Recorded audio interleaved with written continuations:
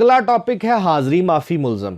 ये भी young lawyers की इनिशियल स्टेज की बातें हैं कि हाज़री माफ़ी दो किस्म की होती है। एक होती है तारीख़ पेशी के लिए हाज़री, के एक स्पेसिफ़िक तारीख़ पेशी के लिए हाज़री माफ़ी। मैं बीमार हो गया हूँ, मेरा फ़लाँ अज़ीज़ फ़ौत हो गया है, मेरे ये मसला पड़ गया, मुझे ये मसला पड़ गया, मैं नौकरी पर था, मुझे छुट्टी नहीं मिल रही, मैंने ये इन राइटिंग भी दिया कि मैंने आना था। सो मैनी फैक्टर्स हो सकते हैं एक डेट के लिए। एक होती है मुस्तकिल हाज़री माफ़ी। अदालतें आर्जी हाज़री माफ़ी जो कि एक स्पेसिफ़िक डेट के लिए होती है, वो तो बड़ी आसानी से डिस्क्रिशनरी पावर इस्तेमाल करते हुए ग्रांट कर देती हैं।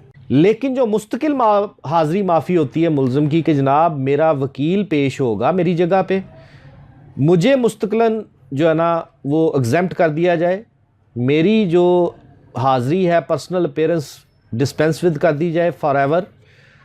जब अदालत बुलाएगी मैं हाज़िर आ जाऊँगा, लेकिन जनरली मेरी जो है ना, मेरी अदम मौजूदगी में मेरा वकील या मेरी जगह जो खड़ा हो रहा है या मेरा दूसरा को अक्यूज़ वो सारा कुछ करवाए।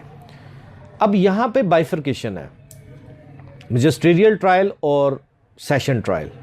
अगर तो अकेला मुल्ज़म है तो हाज़री माफ़ी नहीं हो सकती, अगर एक से ज़ायद मुल्ज़मान है तो हाज़री माफ़ी हो सकती है।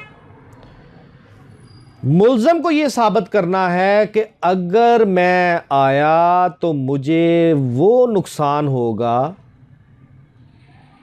जो नाकाबिले तलाफ़ी है, कपल्ड विद दिस फैक्ट कि मेरे ऊपर ये मुकदमा झूठा है और इसका एम ही यही है कि मैं इधर मुसलसल आऊं जिसकी वजह से मुझे ये नुकसान हो, मेरी जान को ख़तरा है। अगर मैं ऐसे हर तारीख पेशी पे आया तो किसी ना किसी तारीख पेशी पे मैं असैसिनेट कर दिया जाऊंगा।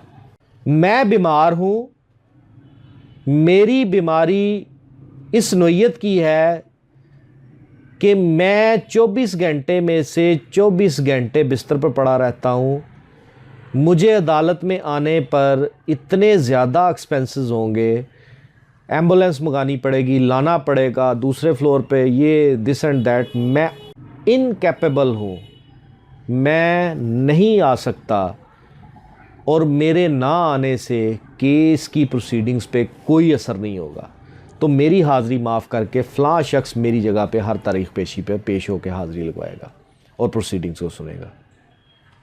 ये हाज़री माफ़ी का मतन।